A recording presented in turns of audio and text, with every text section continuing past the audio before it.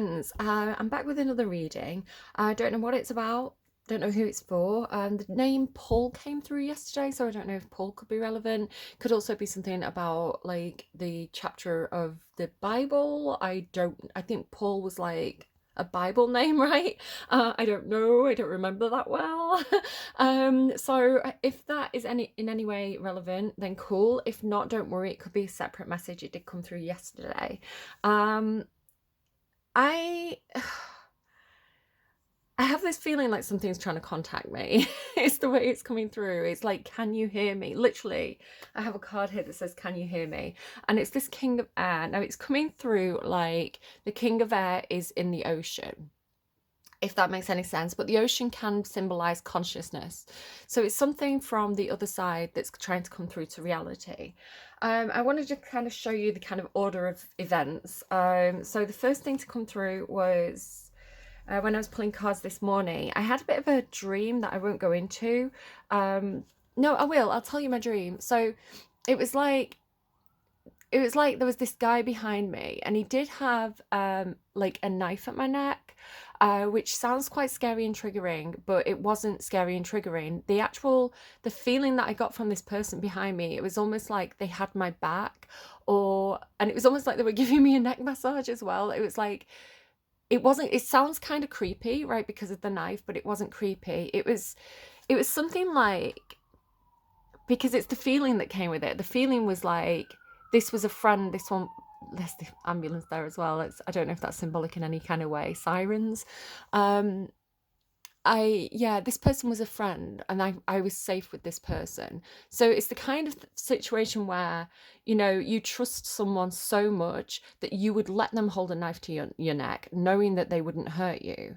It's more like that kind of situation. So I don't really know what was happening, but knives can also symbolize medicine to me and medical things. So, for example, I've had it where, like, symbolically, I've been shown knives around my stomach area, and I've had a stomach problem.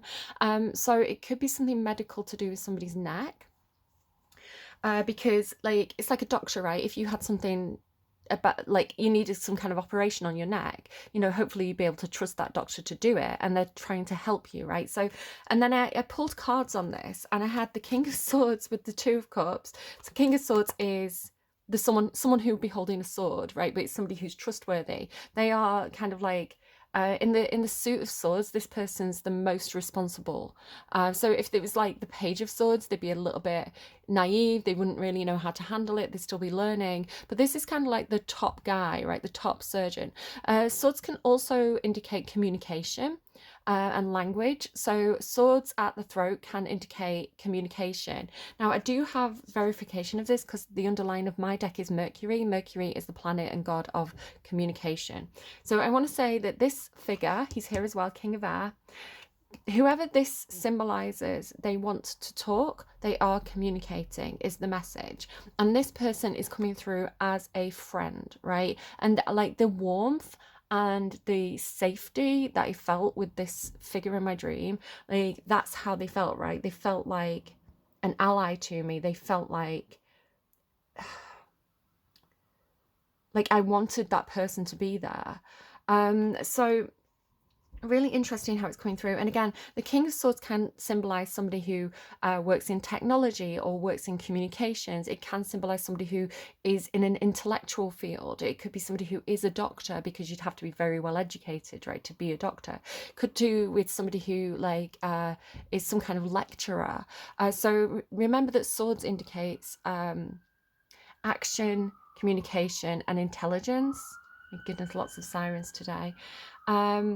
There could also be something, just because we're talking about doctors, when Paul came through, there was something about a heart murmur that could be relevant. Again, it does make sense. It could be a personal message for my family, but it could also be that they're trying to show me something that's familiar to understand a message that I have to give to you. So it could be both, it could be neither. So yeah, the King of Swords, this friend, they're coming through like a friend, or like someone who has a lot of love and they want to help. And also, like, on the bottom of the deck was the King of Cups. So I want to say this character, like, they're very even though they're coming through like air, right? So typically it'd be Aquarius, but it doesn't have to be. Um, they're also coming through with like a huge capacity for handling and understanding emotions, and also consciousness. Cups can indicate friendship, consciousness, emotions. So this is somebody who's very, very intellectual, very emotionally deep, and they're coming through like a friend. And then we've got the Wheel of Fortune. Sorry, this is my deck that I use on the daily basis, and it's really scruffy. I do have like a more professional version of this deck, but I wanted to show you the cards as they were. So the Wheel of Fortune and the Nine of Pentacles, this feels very money to me. Now, it's not the King of Pentacles. Judgments could be second chances, second chance at love, perhaps, with the Ace of Cups, a fresh start, a new friend. There is a lot of love coming through. This person's intentions are good, I want to say. But the Wheel of Fortune and the Nine of Pentacles, it could be something to do with money and wealth, because both of these things symbolize that. The Wheel of Fortune on its own can symbolize a change of fortune, a change of luck, things in the upright. It's like things going your way, a new cycle coming in. And you do have this Horseman, Herald of Change here, which I'll come back to when we kind of go through this part of the reading. So it does feel like there's a change, there's some kind of shift. This was also confirmed in the visuals that I was getting when I was meditating, which again I'll come back to. It's everything is coming through again and again and again, and this is why I know it's an important reading, because it's like things keep getting confirmed.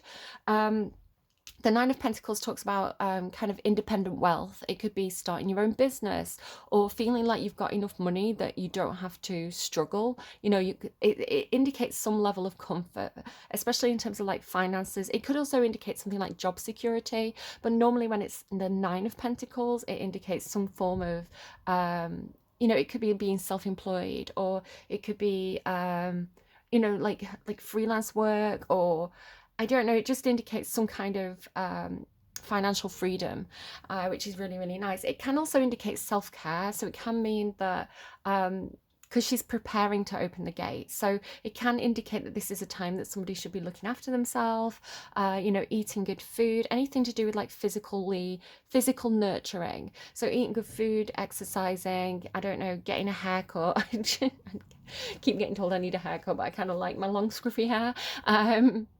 What else? I don't know, getting a new dress, like getting a new pair of shoes, whatever it is for you. So yeah, indicating a big fortunate change is coming in. I want to say this is what's being communicated. So kind of like get ready, get prepared, get things in order. Like this could be really good for you, something like that. So that is what's going on with that. So that's what I got first thing this morning, like when I pulled cards on my dream.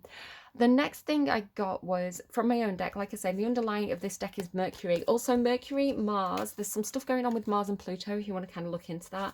And Starman. So I am feeling like this energy that's trying to communicate with me is my Starman energy, right? It is my guide. It's my spiritual buddy, right? It's the guy on the other side who comes and gives me messages. If it's the King of Air, normally this is like the physicist. Starman tends to be the physicist. So they tend to come in with a lot of kind of like science related things, which is funny because a week or so ago I was getting I've got this sudden obsession with octopuses. I think octopuses are great, right? But I've gone into this little YouTube rabbit hole where I keep watching this guy. I can't remember his name. If I might put it up on the video if I can remember to do it. But it's if you Google Lucy the octopus, he has multiple octopus. I think one's called like Bruno or something. I can't what's he called. There's a B name, but he's got a couple of different octopuses, and this one Lucy is particularly feisty, and they're only small. But I'm fascinated with them. I think they're such fascinating animals, and so I've gone like every day. I keep watching these little like Lucy the octopus, or you know whichever one it is that day videos, and to me, like, it kind of symbolizes almost like, whether I'm not saying this is what they are, I'm not saying octopuses are aliens, but you know, there's a lot of sci-fi movies, and symbolically, like the imagery that comes through when I'm kind of meditating, sometimes alien stuff does tie in with the ocean, because the ocean's kind of unexplored territory, right? It's this unfamiliar environment that, you know, we can't fully navigate, we don't fully understand it, we don't we haven't entirely explored it. So it is somewhat alien to us, right? It's not our natural environment, even though it is on planet Earth. And so with this in mind, I've been getting, I got the word, was it mollusks through? Hang on, I've got to go back to my note. I think it was the word mollusk. So I was seeing octopuses and I was getting the word mollusk and I was like, oh, octopuses mollusks, because like snails are mollusks, right? And I looked and yeah, like it's quite a big category. So showing you these cards here. Can you hear me? And it's like a mollusk, right? And this to me, this is the card. This didn't come out today, but it kind of, as I moved the deck, it was at the bottom and it showed itself. And now look here. Secrets. Yes. Okay. All right. That's going to make sense soon. So secrets. Can you hear me? Can you hear my secret? And then don't worry about it being Eva, because Eva's kind of like Adam and Eve, right? She has got this snake around her deck. But it's this, it's the octopus that's pulling my attention visually today, right? It's these kind of squid-like tentacles. So it's like this sea creature trying to talk to us is the way it's coming through. And then Tiny Triumphs was with this. So it was actually like this, like Eva was at the bottom. And this card is particularly symbolic for me because I associate myself with mouse energy. And Tiny Triumphs, it's like you got what you wanted, or you got what you asked for, or, you know, things are going your way, is the way it's coming through. It's like, look, it worked is the message. Like, look, the manifesting something worked. Like, can you see how your efforts are paying off? This is a tiny triumph for you. Something like that is the message. And then just moving this over, because these cards, sorry, just making noises. See how the King of Air wants to come this way? He's trying to come with these cards. I accidentally picked him up because he's connected to it, right? It's the King of Air that's saying, the King of Communication that's saying, can you hear me? Can you hear my secrets? I don't know if someone's like astrally projecting or like something like that. Like they're trying to, you know, that Talking to the Moon song by Bruno Mars. It hasn't come through, it's not on my list, but it's making me think of it, where it's like talking to the moon, hoping that my message will somehow get to you, something like that. It's like that. It's like somebody at a distance, somebody on the other side, perhaps somebody who's passed over, because the water is spirit to me. It's like the consciousness, trying to get a message. It's like, can you hear me? It's kind of like having a ghost shouting right next to you, like screaming in your ear, and you're like, it's like frustrated. It's like, can you hear me? Like, I want confirmation that you can hear me. So anyway, which way around did this go?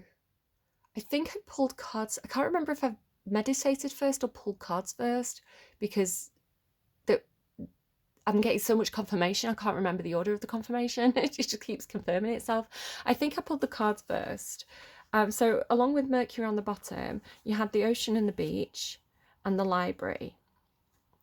And so I meditated, and the ocean and the beach, it's like the border between these two places, right? So I imagined being stood at the edge of the ocean on the beach, and like, do you know how that feels when like the waves come in and they take the sand out from underneath your feet, and you kind of, the sand shifts beneath you? And I remember in my meditation, like sitting down and still feeling that shifting sand, right, as the water came in and out, like the sand would shift around me. And then I was really visually seeing almost like the water sifting the sand, and like as it pulls it away, you know, that kind of like sinkhole effect as the water draws back. But then when the waves crash in, they're kind of like lifting the sand back up and putting it back on the beach. So there's this like sifting. So with the library, it's coming through like things being uncovered, or like a sifting of reality. It's like reality is shifting. The reason why I'm saying reality is because in this meditation, the beach is symbolizing what's familiar, what we know, right? Where we feel comfortable. So if you imagine a human being stood on a beach, you could walk around that beach. You could, you know, eventually it's going to become quite familiar. Maybe you've got kind of like a little beach towel out. Maybe you've got like a little bar that you go to. Like the beach is familiar territory, right? That's your reality. And so the ocean symbolizing this great unfathomable I can't say that word, expanse, right, of consciousness, and things that are unfamiliar, things that are, it's a different environment to us, right? So it's like this idea of adapting to a different environment. So even though this is coming through very, very metaphorical, it could be with things like a herald of change and all this communication. There could be some kind of, and things like the Nine of Pentacles as well. There could be some kind of like shift in fortune, and you've got contract here. So somebody could be getting like a work contract. Things are going to be different, right? There's a change in the way that you do work. So it's kind of like that would symbolize unfamiliar territory, like you're going into the unknown, because this is, you know, a new situation, a new office environment. It could be something like that. Just to kind of like ground this down and take those kind of higher level spiritual messages and make them into something kind of like more based in kind of like the tangible reality, just to kind of explain how that works. But yeah, so this idea of kind of like being in this borderland where, you know, the tides are shifting, reality is shifting, like things are shifting under your feet. It's like there's a shake up going on, or there's a, you know, which makes a huge amount of sense, because I'm doing this today on the 5th of November, I think, which is bonfire night for us in the UK. Remember the 5th of November. And in the US, I believe that you're having your general elections. You know, having a huge political shift can be a big shake-up, right? So I mean, I don't know American politics as well as I know UK politics, but for example, in UK politics, when we elect a new prime minister, there's a cabinet shake-up. So the new prime minister will come in and he'll kind of like move people around and give people different jobs. And so like you have things like the guy who does the money, right, the Chancellor of the Exchequer, well, the woman who does the money in this case. And so they'd be like, okay, well, this person's been doing it for so long, you know, maybe we'll get this person in, you know, this person was shadow secretary, but they want to move over to this. And so you have this big like cabinet shake-up where all the political positions change, right? And then along with that, kind of it has a knock-on effect to like policies changing. So obviously in America, I'm not going to sit here and predict what's going to happen in the election. I actually don't care, because I trust Spirit, and Spirit has a plan, and it doesn't matter what I think or what I do. Like Spirit's going to do what it's going to do. I do vote though in the UK elections. Just kind of make that clear. But I do trust Spirit. Spirit has a plan. And I've been talking about this right from when I started my channel. Those of you who've been watching for a long time, hi. My like psychic ability woke up with a realization and a memory of Pluto and how Pluto interacted with some of the other big planets, and how it took so many years for it to shift signs. And I think I was like minding my own business. I don't even know what I was doing, but I was in my lounge. I think I was coming out of the kitchen, going up the stairs, and I just remembered that this was a thing from like my teenage years, right? So 20 years had gone by without me really thinking about it. And then I was like, hey, what's Pluto doing? I think it's going to shift. And I looked and I was like, oh my goodness, yes, all these big planets are all shifting, and it's going to have a big like shake up. So when Pluto leaves Capricorn and goes into Aquarius, and it's doing that for the last time, finally, it's been doing this dance in between, again, this idea of like it dancing between two different signs or dancing between two different territories. Like it's finally wrapped up whatever it was doing in Capricorn, and now it's properly heading into Aquarius, and that's it. No more Capricorn for like the next 200 and something years for Pluto.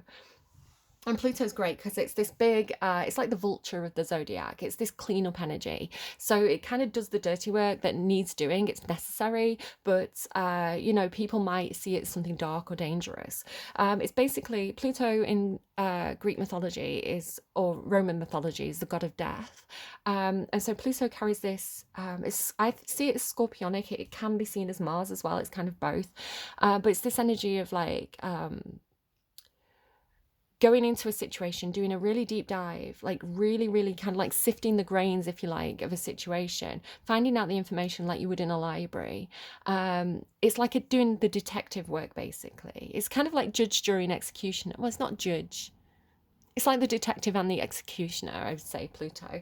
And so it goes in, it kind of like sifts the situation, and it dismantles and disregards anything that's no longer working or no longer fit for purpose. So it's this big destroyer planet, right? So when it goes into a sign, it destroys anything that is not effective in that in that sign's kind of wheelhouse, and it kind of creates space, right? It creates space so that new things can grow and new things can develop. So this is going to work really well with Aquarius, because Aquarius loves forward thinking, innovation, positive change. And so for Pluto to come into Aquarius, which is a sign that rules things like politics, and it's a sign that rules things like population, I'm hearing crowd control, but kind of like the greater good, right? It's a very, very it's actually a very liberal sign, but not to kind of put any political parties on that, but yeah, it thinks about the people. Aquarius cares about the people, not the few. Capricorn can be a little bit capitalist. Aquarius is more socialist. So Pluto coming in and ripping through Aquarius, anything that doesn't fit, anything that's no longer, anything that's slowing down what Aquarius needs to do is going to get taken out, right? Anything that is no longer serving the greater good is going to get destroyed. So there's something that is more fit for purpose is going to come in. That indicates a lot of upheaval, especially political and social upheaval. This is predicted, I would say, and I've been saying this all along, with Pluto going into Aquarius, but it's for the greater good, right? Spirit has a plan. It's all going to be okay. And I want to reassure you when we get to the end of the reading as well. So just let the planets do what they're going to do, guys, and just, go with the flow. Try not to have that crisis mindset, and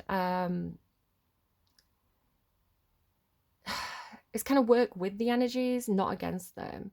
But again, Aquarius is big on political change, so things like protests would fall under Aquarius's umbrella. Marches, social organizations and groups, that are trying to make political changes. Like Aquarius supports that. So anything that's like red tape that gets in the way of that happening, I would say Pluto's going to remove those. Things like, sort of like businesses that say, oh, you can't join a union. If you're part of a union, we'll fire you. Like, that's the sort of thing that Aquarius and Pluto would not see as in alignment, and probably get rid of those kind of rules, I would say. I've seen a lot of like ash. Okay, so anyway, going back to this, the ocean and the beach with the library. The library, it's funny, you've got this tree here. Trees can indicate ancestral knowledge to me, like you would find in a library, right? You might go into a library and find a really old book, and some of it might be outdated, like a certain book I mentioned at the beginning of the reading, but some of it could have some wisdom that stood the test of time, right? Because it works. That's more Capricorn, actually. Capricorn is like, this is how it's always been done, and we do it this way because it's been proven to work. So sifting through that, right? What are we keeping? What are we not keeping in this in between, in this like shifting sun's energy? Now, what's really, really interesting to me, not only have the cards visually, because like I say, I pulled that, had the vision, and then I'm getting all this, like, look at the imagery of the cards, right? Bravery, oceans came out, right? Ocean, deep diver, right? Diving into a task, page of water. Look at all this ocean energy. And so not only that, but the song that was playing before I started pulling cards was called Astronaut in the Ocean, which is funny because I do have a deep sea astronaut card and that hasn't come out, but the word ocean again. Then the song Milk played by Garbage. So I pulled this is the point of the reading that I got to. I hadn't pulled these cards yet. The song Milk by Garbage plays, and she says, I am cool as the deep blue ocean, I'm waiting for you. So again, it's this feeling of like something other, right? Something in consciousness, somebody who's passed over, or someone who is like sending us messages. I'm waiting for you, I'm here. Not to say that we should be like jumping in too soon, if you get what I'm saying. But then, so I'm getting all these words, like these songs that are mentioning oceans. And then the beach too by Wolf Alice played. So I'm getting 2 songs about oceans and 1 song about the beach. I'm like, you can't make it up. I'm not making it up. That's genuinely how it happened. So The Beach by Wolf Alice is a really, again, this really familiar feeling song. And it talks about happy ever after. My girl's on the beach, happy ever after. So again, it's this, the way I'm reading it, my dad wasn't I wouldn't associate my dad with King of Air energy particularly. He was a Leo. He had a lot of Scorpio in his chart though. So again, that kind of otherworldly energy that comes with Scorpio. We are in Scorpio season. Really interesting to me that Pluto and Mars are doing this little dance, like in astrology in Scorpio season. It feels very, you could read it two ways, right? So just, sorry, it's hard to finish one thought because other thoughts keep coming in. Mars and Pluto together can be very destructive. I would say this is the energy of the tower, right? Big shock, destruction, shake up, oh my God, panic. Like that could be Pluto and Mars together. But Pluto and Mars together can also be very, very empowering. It's like that moment where you think, I've had enough of this. I am going to quit that job. I'm not saying anyone should quit the job, but be aware that these energies are going to have an effect on us all, right? So you may feel very impulsive, and not only very impulsive at this time, but also destructive with it. So it's a feeling of like, I'm just going to throw it all out the window and start again, right? I'm mad at this. I'm going to rip it up to shreds and I'm going to redo it, right? So it's, be aware that you may have that kind of like impulsiveness right now. So if you can control that and kind of like give it a week, right, or something like that, you know, sleep on it before you make any impulsive decisions. But yeah, you could be, it's like, don't throw the baby out with the bathwater. Have you heard that phrase? So be aware that people are going to be feeling very reactive. I'm getting doors slamming, which is interesting because you've got a closing door there. But I keep getting shown, like, you know, somebody getting angry and slamming a door. So be aware about your own anger and how that can be destructive at this time, but it can also be empowering, right? It can make us do the thing that we've wanted to do for a long time. And what I want to say is very, very positive about the King of Air, like the King of Swords, the King of Air, King of Cups, because these are kings, especially the King of Air. They may look very impulsive, but the King of Air does not take action without thoroughly thinking it through. So to people on the outside, it could look like somebody's being very impulsive, right? Bringing that sword down and doing a big chop. But to the king, he has had this planned. He knew he was going to do this. He's mapped it all out, right? All the many paths, you know, he's looked at all the different outcomes, all the different scenarios. And when that King of Air brings his sword down, he is sure. So it's kind of like, I said what I said energy. I said what I said and I meant to say it. Like the King of Air doesn't say things by accident. The King of Air uses chosen words, right? He means it. So when the King of Air speaks, people listen because he can hold back on his words as well. He doesn't waste words. So yeah, when he's got something to say, you know, you better listen basically with this King of Air. And he's here to tell you his secrets today, right? He's here to tell you, because look under, can you hear me? Right? Secrets and a long way home. These keys. Can you hear me? Secrets. I'm getting that. I got the key. I got the key to okay. So, and again, just remember that this King of Air is coming in because it could be a father figure. This is what I was saying. I'm getting this kind of like father-daughter energy, which is interesting because I put my dad's ashes in the sea. So it's almost like I could read this for myself as my dad, right, in wherever he's gone, because my dad's passed over, being like, can you hear me? I need to tell you a secret. I've got something I want to tell you, right? Will you listen to me? Can you hear what I'm trying to say, right? So again, because it's kind of like, you see, if this is the guy. So it could be like you're getting a lot of vivid dreams right now, right? When you slip into unconsciousness, when you slip into that altered state, when you do the deep dive and you go into deep sleep, you know, that's when you could be meeting someone in your dreams, right? And having shared dreams with somebody, even if you're both kind of in this reality. There's definitely something about shifting reality. That just stick's gone right up my nose there. Okay. For the siren.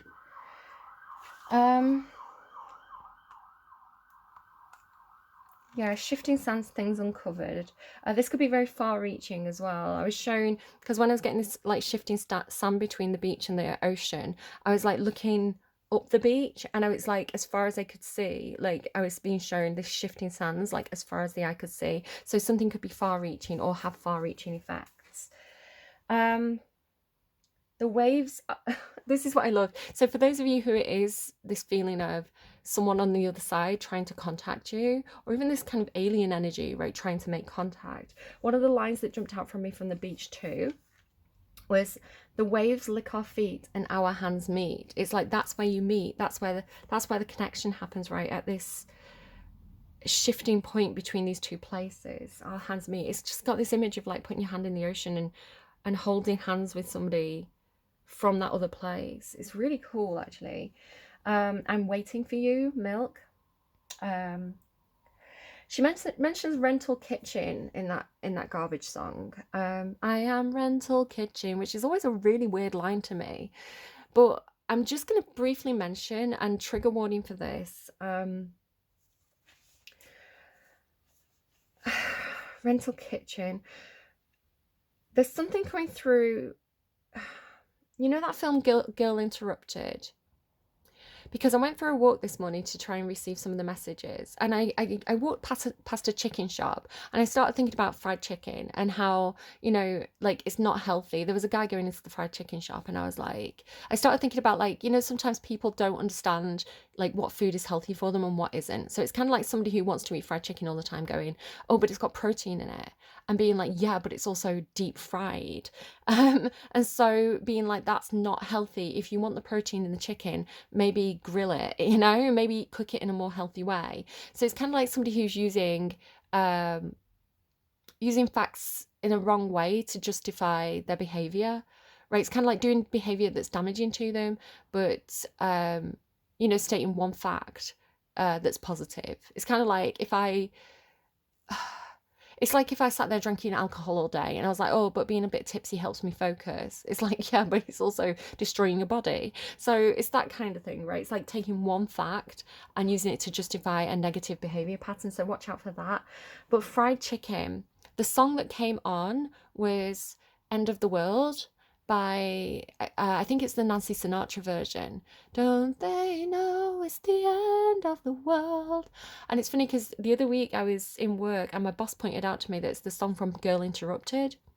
And now I tried to do this reading last night, right? So it's a very significant scene. If you remember that song from that movie, and I'm not going to go into that too much because it's a trigger, but just watch out for people who have any behaviors where they harm themselves, right? So, for example, eating too much fried chicken, but there could be an emotional thing to that, right? In that movie, she was eating the fried chicken because, like, her dad was bringing it her, and so it's like the only thing. Was it the only thing she'd eat was fried chicken, something like that,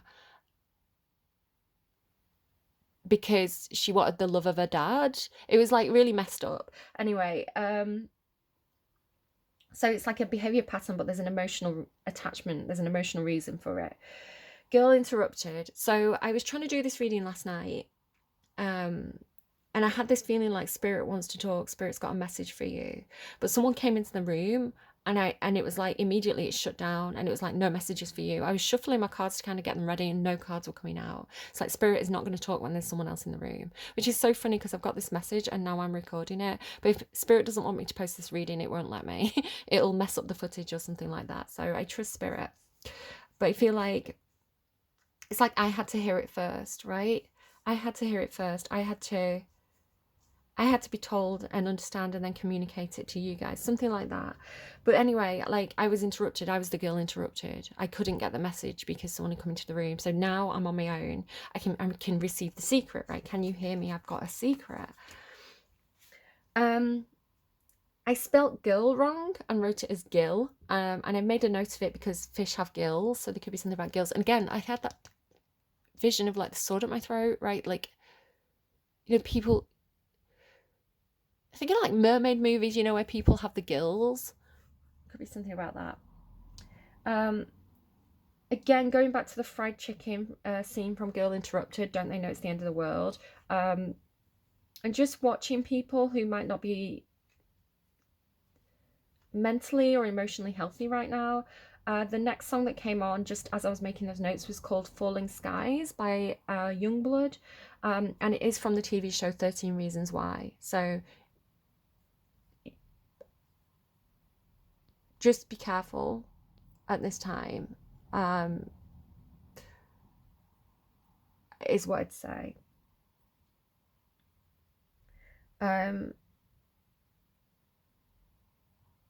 There's this feeling of, I don't know if somebody's really grieving, if somebody's lost somebody, and they feel this really strong pull to be with that person on the other side, because as I was getting confirmation of this connection, and I was getting confirmation of, I actually said out loud before I started to pull these cards, I said, yes, I can hear you. Yes, I'm receiving the messages. Yes, your messages are coming through.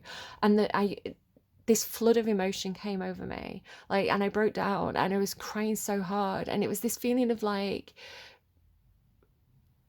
longing, to connect with that energy, right? It was like a feeling of loss that we're not together, right? Even though I can't define this energy, it was like a huge wave of grief that, it was like relief that we could hear each other and that we could communicate, but grief that we weren't in the same place was the way it was coming through.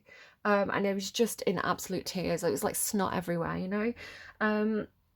So with that huge heavy emotion, just be careful of anyone who's had a significant loss, who's really, really missing the person on the other side, because the longing to be with that person could be very, very strong, is what I want to say.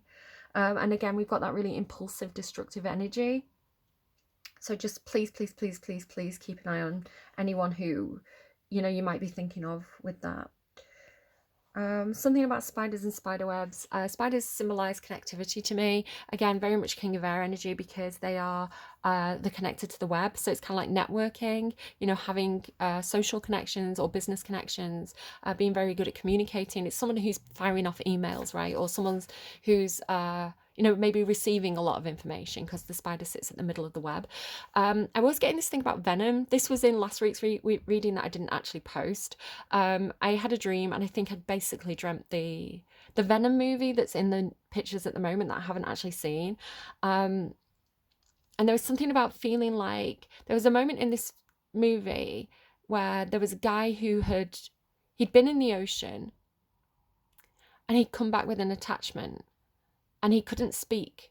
Either, I don't think it was that it was like venom, right? Like how they say, so kind of like the squid in sci-fi movies, the squid attaches to you and then it controls and puppets the person. So it's this energy of having like an attachment, like a symbiotic, because venom's symbiotic, isn't he? Attachment that was mutually beneficial. Again, like that dream, the guy was at my back and he was a friend to me, right? He was comforting to me.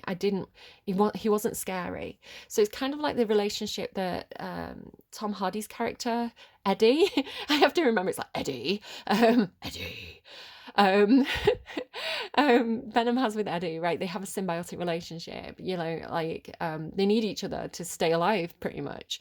So yeah, it's like having this attachment but not being able to speak about it. Or like being so shocked by it, or not knowing how to express it. Like, I don't know how to explain that I've got this attachment. But he was mute. He couldn't speak after what he'd been doing in the ocean. There could also be something about like PTSD, if anyone's dealing with anyone, like maybe again a father figure who had PTSD, maybe someone who was a deep sea diver. They had an experience that they couldn't explain. They literally couldn't explain it. If you like, what happened? Why are you so shook up? It's like, I cannot explain it because I can't. It's like, it's not cognitive to me. I know if you go and watch Santaro, her Pisces reading had something similar to this. It was like seeing the surface of something and not understanding what you're seeing, right? Sometimes it's like if you see something that's very unfamiliar, you have this kind of like cognitive dysfunction over it, where it's like, I literally cannot believe what I'm seeing. So yeah, could be something like that as well. Just with the spider and the octopus, is this energy, right? Crap.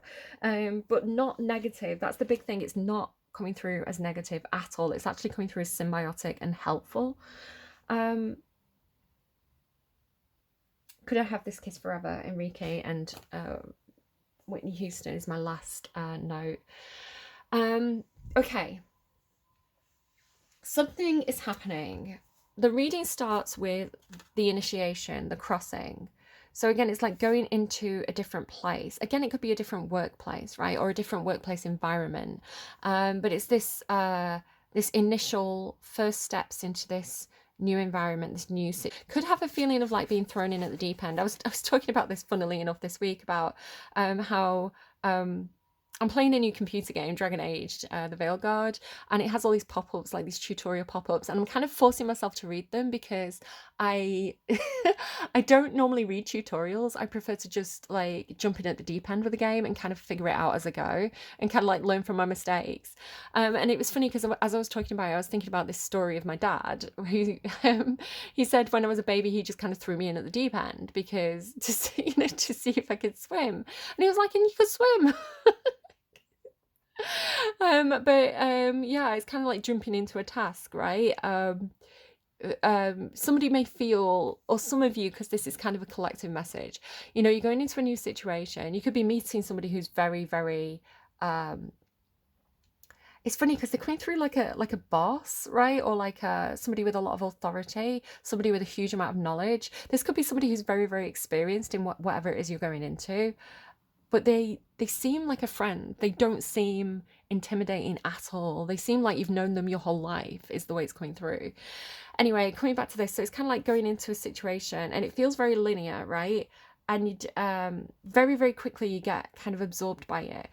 With the power of community gathering around, whatever this situation is, whatever this new situation is, very, very quickly with this kind of Aquarius energy of the power of the community, I want to say there's a huge amount of support, right? It's like everybody, if this is like a new office environment, like very, very quickly you feel like you fit in, like everybody is helpful. It's kind of like, oh, you need, you know, printer ink, let me show you where the cupboard is. Oh, hey, do you want a coffee? I'll make you a coffee. Let me show you where the coffee machine is. It's like everybody's there, like, to help, right? Everybody's gathering around to support you as you are thrown in the deep end with whatever this is. It could be something like that. I like getting back to integrity as well. Ancestral wisdom, there you go, that's the library energy. So again, it's like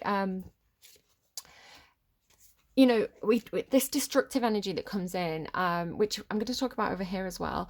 It only let me show you this you've got this thing coming through later in the reading about like trimming back the dead branches, right? So you can't have new growth if in like a forest, if there's like big old trees and they are kind of like blocking out the light, the new trees can't grow. So sometimes the big old trees have to be kind of pruned back to kind of let the light get through. What's that TV show? I started watching it. It's about one of the world wars in France. It's this girl and she's blind. It's like How the Light Gets Through or something like that. It's on Netflix, I think, at the moment. I kind of watched the first episode and I was like, I'm going to absolutely get absorbed in this. And then I didn't get back to it because I got really busy. But anyway, this initiation, this new thing that you're going into, and with all this support, right, the beloved, it's like, you're here because they want you to be here. You're here because they love you. You're here because you're treasured, right? And so going through into this new situation, feeling very like, almost like funneled in a direction. But then the hummingbird here with like pure potential. The hummingbird for me is like feeling the energy in the air, knowing that this is a good opportunity. Also, you've got the, like I say, in the bottom of the cards I pulled this morning, which I can't find now because I've moved it. But you had the Wheel of Fortune and the Nine of Pentacles. It's like an opportunity for a really good opportunity. Right, it's like somebody coming and putting the winning lottery ticket in your hand and saying all you have to do is walk forward and hand it in at the till, and then you've got that money and you're independent, right? It's that kind of thing. It's not going to be that big. I don't want to get anyone's hopes up, but it's kind of like you feel the energy of this situation. It's like this place. It could be walking into the workplace and it literally feels like it's buzzing, right? It's like a hive, and so like knowing that there's a huge amount of potential here. because it can open up, the pathway can open up into many paths. So it could be doing something like an access course. I was talking to my eldest this morning as I was kind of like pushing her in through the school gates, because she's signed up, she's applied to a college to do core subjects, physics, biology, and English. And those 3 core subjects will get you onto almost any university course. Those 3 A levels will get you onto any university course. And she was like, but I kind of really want to do sociology and politics. And I was like, I understand that. And it's okay if you do that, but you know, you're limiting your choices to basically only sociology and politics. But if you do English and 2 sciences, you can do anything, right? So it's that kind of thing. It's like you could do it, if you did sociology, you're only doing sociology. But if you do, you know, core subjects, you can do any subject later on. So I was saying it's 2 years of your life doing these subjects, which will allow you to do whatever you want for the rest of your life, is the way I was explaining it to her very briefly as I shoved her through the school gates. And so I was like, just give it a try. Just give it a try, because you can do it for a couple of weeks and you can still change the course if you really, really hate it. So it's that sort of situation where, you know, you've got an opportunity, it feels very linear, but it's really going to open up. Which, again, that computer game that I've been playing, Dragon Age, it starts and it feels really linear. It feels like it's funneling you through. And then, because it's kind of like the tutorial section, and then I'm a bit later in the game now, and the world is opening up a bit, right? There's different paths to get to where you want to go. It's still quite linear, but it's opening up. And so what was curious to me was there's this herald of change, but it's in reverse. And I checked as well. So when something comes out in reverse, because I usually take cards in the upright, so if it is reversed, it's really particularly meaningful. So when it came out reversed, I made sure by holding it sideways and dropping it from a height, and it went reversed again. So it's like it's not the apocalypse, it's not the end. Yes, there's a big like change coming. Yes, things are going to be different, but it's not the end, it's a new beginning, right? It's things aren't ending, they're just changing, is the message that's coming through. That's how I'm kind of reading it. And there's also this thing about, it's like running into this energy. Can you see all this kind of like this like material energy? What would you say? Like this light, airy, almost like ghost-like energy coming in, and it's attached to this as well. Pachamama. Pachamama is a protector of the earth, right? She's kind of like a nature goddess, like a mother goddess. So again, it's this energy of like protecting the earth, protecting the environment, perhaps. But it's coming to meet you. So what it's looking like to me is you come into this place and like stood in front of you, like almost like blocking your path, but not in an intimidating way, is this energy. Right, because like it's coming towards you. Can you see how they're all facing this way? And then it's, before you can go on any path, you've got to encounter this energy. And can you see how it's like an ancestor spirit or something? Because can you see it's like a man, but he's got all this like bird energy to him, right? He's got like the wings. So it's like encountering an angel on your path is almost the way it's coming through. Because it's, can you see how it's with, can you see how it's connecting to the King of Air, right? It's like this man who's got wings. The man who's got wings, but he's invisible, right? It could be like AI or something as well, with it being like the king of technology. It's like you encounter the AI. You encounter the... It's almost like the hologram of the man, right? Like Wizard of Oz.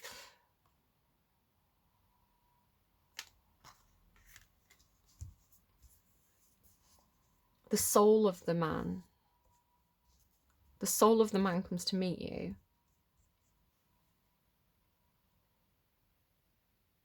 And it's this one, right? It's this one that you've made this connection with. It's like the big guy. And he's right there. So then we have closing door completion. He's almost like welcoming you in and shutting the door behind you. He's like, you cannot go back, right? There's no going back. Like once you're initiated, which again sounds scary, but I want to say there's only good intentions here. There's only love, right? It's like the beloved. You're here because we love you. There's no going back once you come through. But then there is, right? There is this going back, because this door closes. And then you get soul retrieval, which is fascinating to me.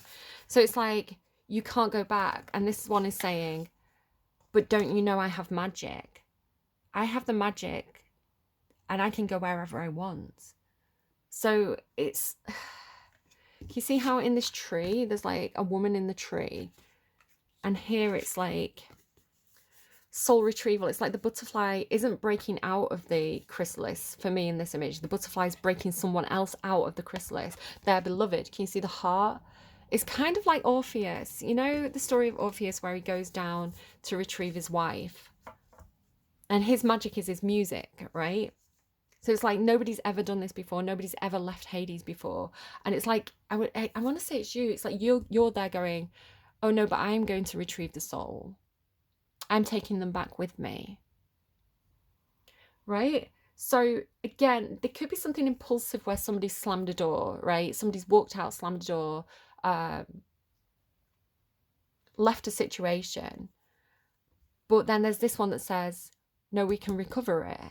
You know, I deleted that email. No, we can recover that email.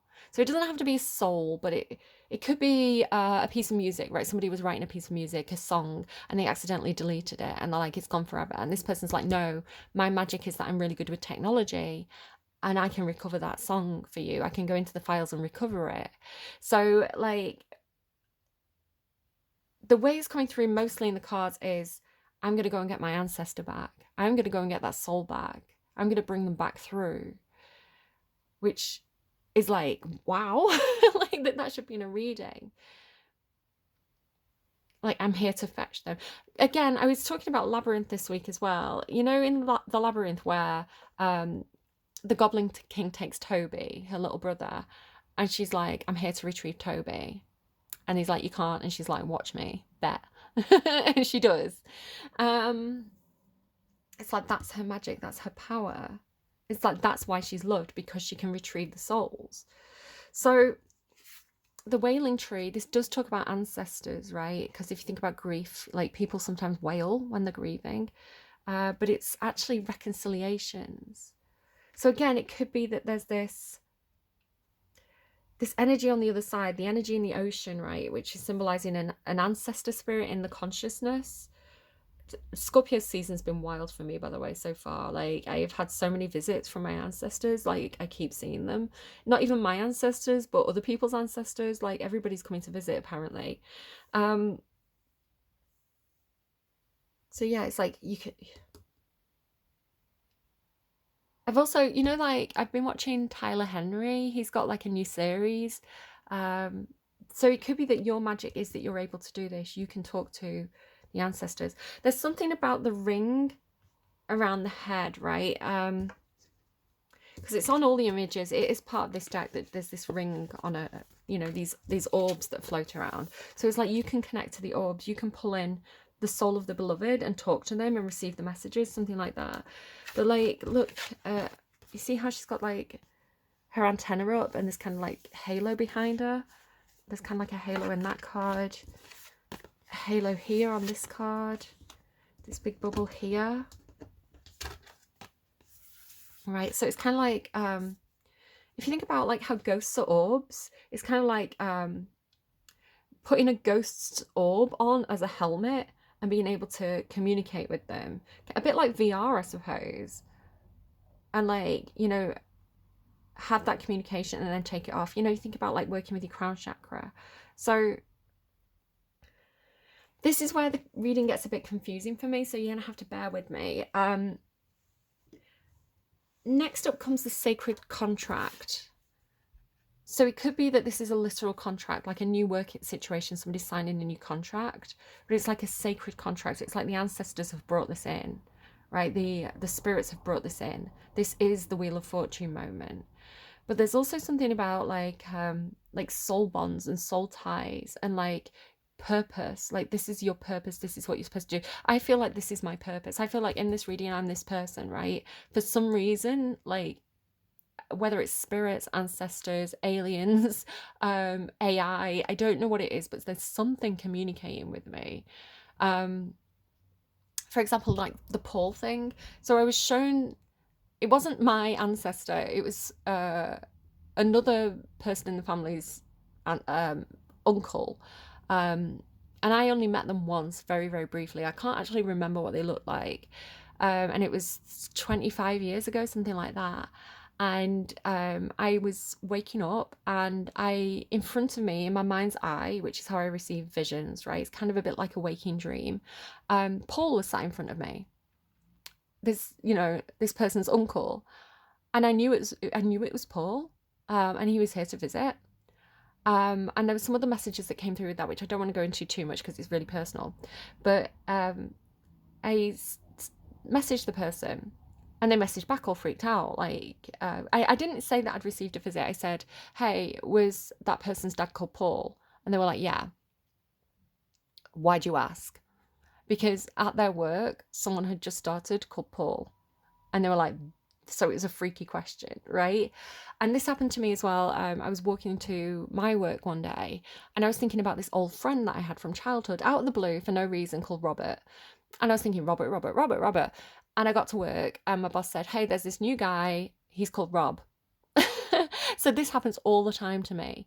And so I don't know why it's happening, but for some reason I get messages and they predict what's about to happen all the time. And so there's some kind of sacred purpose that comes with that, right? Some kind of sacred service that I'm doing. Hopefully bringing people comfort, or, giving people the messages that are going to help them. I don't know, right? It's not for me to question, it's just for me to do. So, whatever that is, anyway, here comes the sacred contract. Your sacred contract is that you're here. Your magic is given to you so you can do soul retrieval. Then this really interesting thing about going back to pruning back, right? So you have this tree symbolism, pruning back the tree, pruning back the branches of the tree. So this looks a little bit to me, especially with Pachamama, who, remember, Pachamama is the protector of the earth. And it looks like she's rolling through with a wildfire. Can you see all the fire coming off her and the trees in the background? It looks like she's bringing in a wildfire that's rolling through. And then here's the tree burning, right? But it's pruning back the excess, the dry excess foliage. And then it's almost like bringing it back to bare bones. Can you see? It's like she's trying to put out the remainder of the fire. She's like, but it's kind of like that's her magic now, right? Like she's been given that power because, like there's certain forest fires that are meant to happen. It's like certain ones are really, really bad and damaging, but certain ones are kind of like good, and they encourage new growth, right? Like I said, sometimes the big old trees can like block out the light, and then the new trees can't grow. So like sometimes there's a purpose to it. So whatever this pruning back is, it could be, again, this idea of, and I don't like to talk about people losing their ancestors as pruning back, because I've had a lot of loss in my family over the recent years, right? Basically, the entire family tree above me is gone.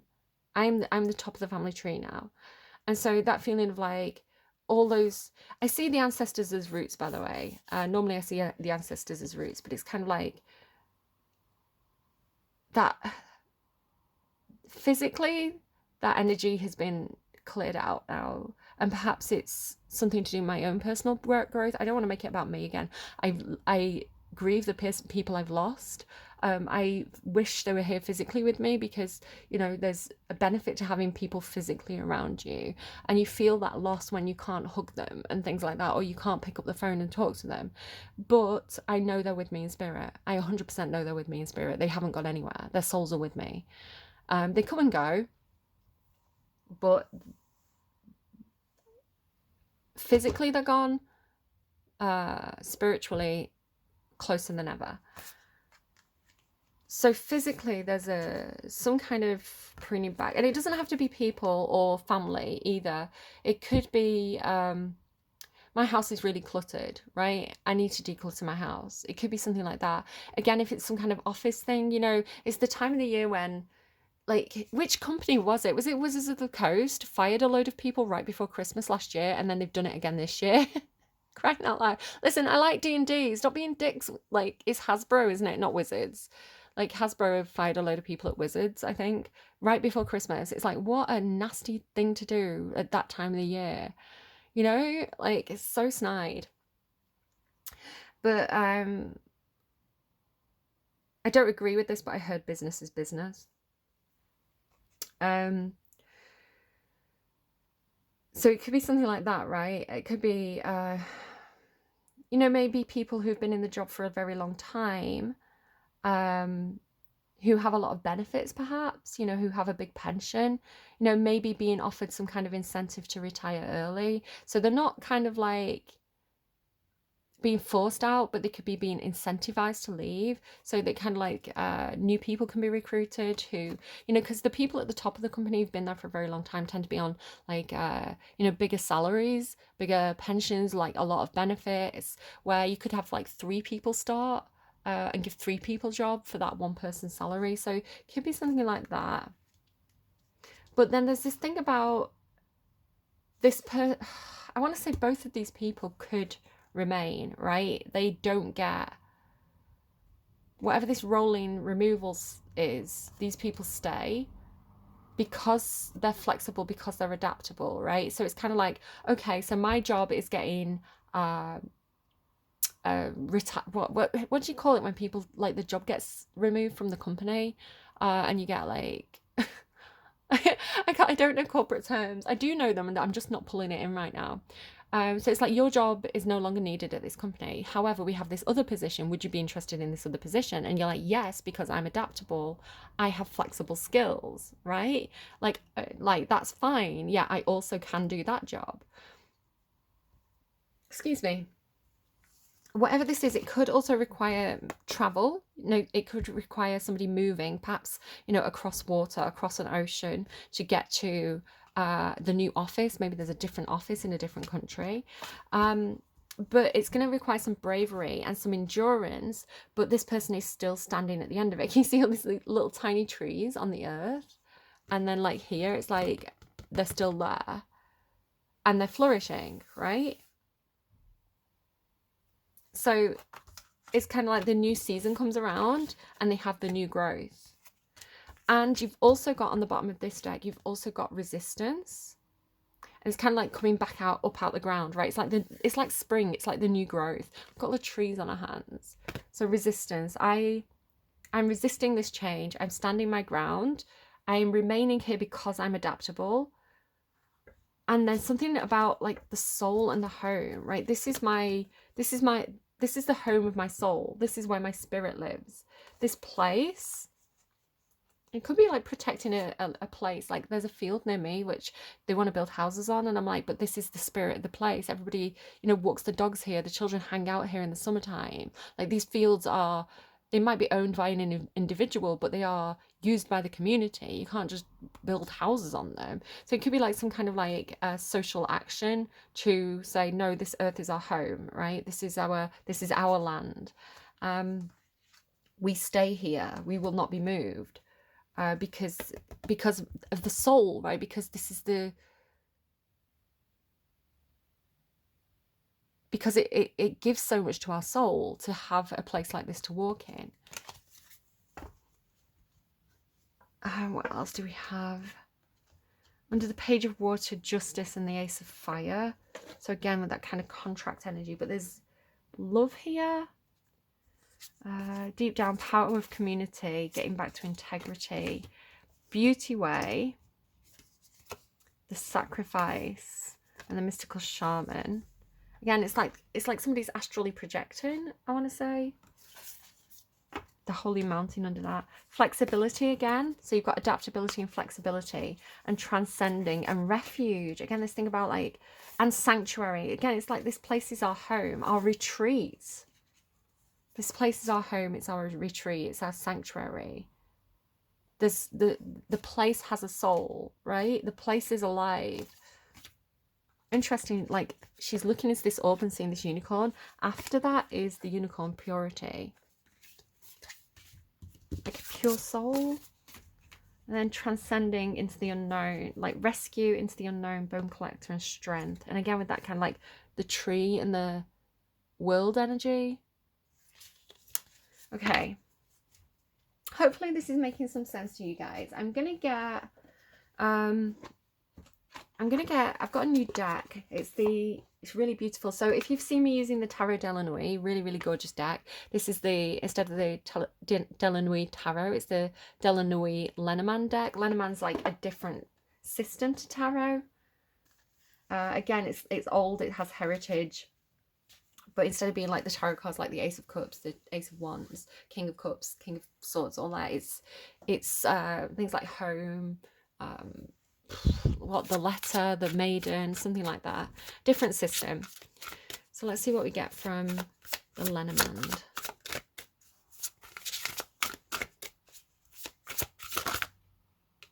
Okay. This looks like the garden to me. Again, like, do you see how it's kind of like a portal? When I was walking, I had this weird feeling. I walked a path that I'd walked so many times before, but I was like, I feel like it's longer than it used to be. And I was looking out for, it's kind of like a ginnel that I cut through, like a passage. And I was like, have I walked past the passage? Have I missed the passage? I've been walking for such a long time. But it was there. But I had this weird feeling of like, again, like the film Labyrinth, where like things are moving. Things are not quite how they were before. So again, there could be something about like the spirit of place going to. Another thing as well, I went to there was a building and it had a particular name on it. So kind of on the stone gates, it had a name that was significant to something. I was going to take a picture of this name and like show it to someone and be like, haha, I found the place. But the name had been like worn away and you could barely see it. And so again, it's kind of like revisiting a place and there's been a change, right? Which kind of gives this uncanny valley feeling. So it's like this gateway. And the garden should be super familiar, like the beach, right? Like I was saying, like the beach is familiar, the ocean is not. The garden should be very, very familiar. And also thinking about like the Nine of Pentacles, which is the garden and the gate. It's like she's about to step out of that gate, right? She's preparing to step out of the gate. She's preparing to have the initiation. So let's see what the Lenormand deck says. Oh my god, is it in French? No, it's French and English. I was like, I cannot speak French. I don't speak French. So I let the funky music do the talking. Right, garden. The description. The card shows the entrance of a garden that seems to be adorned with an aura of peace and magic. A ray of light illuminates the porch and the lush flowers. Everything is still and restful. Quiet and restful, inviting you to take a nice long nap on the grass. This garden, that could be the one of Eden, which is interesting because you did have Eve, didn't you, Eva, brings into your life harmony and balance. Come and relax among its flowers. Smell their perfume. Take a moment of rest. Nourish your soul as one maintains a garden, with patience and meticulousness, and everything will turn out fine. Secret question. What do you do when you need peace and balance? Affirmation. I nourish my heart and soul as if they were a precious garden. So I'd kind of show you kind of that.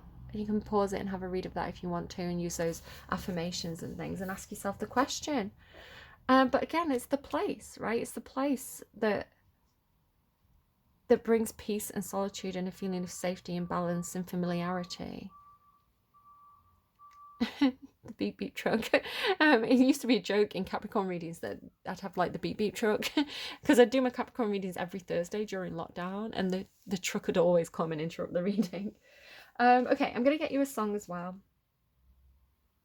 Okay.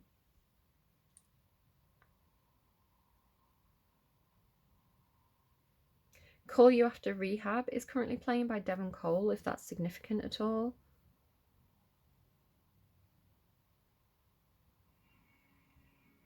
Moon Song by Phoebe Bridges is the randomized song that you got. Let me just try and bring up the lyrics if Spotify will let me. You asked to walk me home, but I had to carry you. And you pushed me in, and now my feet can't touch the bottom of you. You couldn't have stuck your tongue down the throat of somebody who loves you more. So I will wait for the next time you want me, like a dog with a bird at your door.